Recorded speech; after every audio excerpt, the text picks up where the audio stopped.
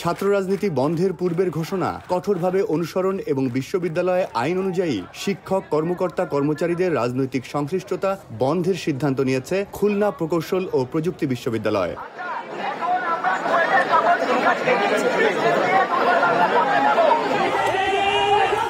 এছাড়াও গতকালের হামলায় জড়িত বহিরাগতদের বিরুদ্ধে বিশ্ববিদ্যালয় প্রশাসন মামলাসহ প্রয়োজনীয় ব্যবস্থা গ্রহণ করবে এবং একই সঙ্গে সরাসরি জড়িত শিক্ষার্থীদের বিশ্ববিদ্যালয় থেকে সাময়িক বহিষ্কার করবে।